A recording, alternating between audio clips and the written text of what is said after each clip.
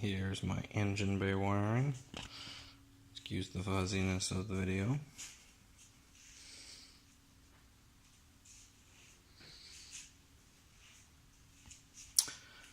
That's going to get trimmed back just a little bit. Engine bay. Clean up some stuff in there.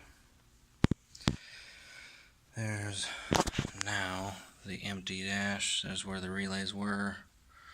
There's my main power cord.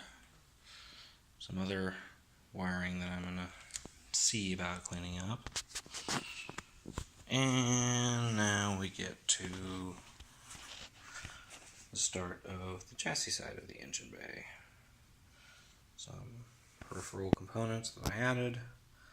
The factory wiring harness start. It's been extended a little bit.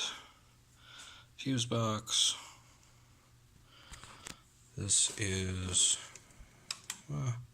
there's a wiper in there, but mainly that's stereo and whatnot, non-essentials.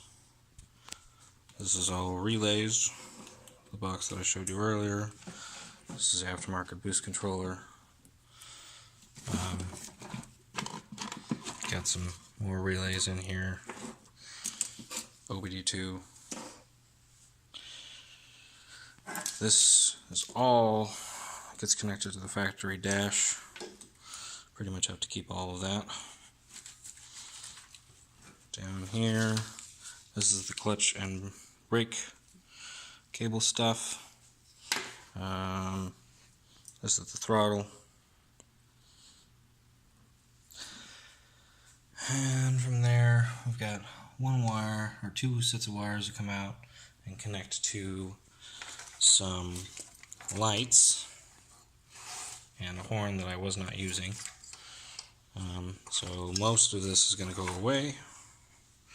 And back over here on the dash side, keeping all that. But we've got the hazard that I'll keep. And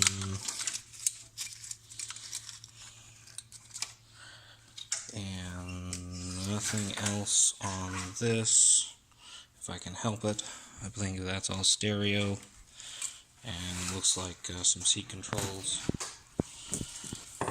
This will all go. If I can get rid of that relay, I will. I'm going to see what it's tied into.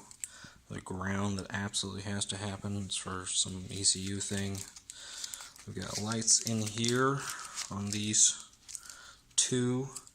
The rest of these are for other stuff. This is another light that I don't think I was using. I can't remember what this all was. I believe this was traction control, which I am going to be abandoning.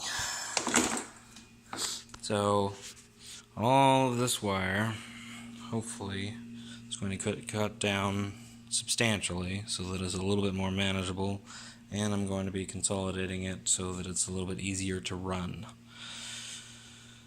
Yeah, this is going to be 6 months. Easy.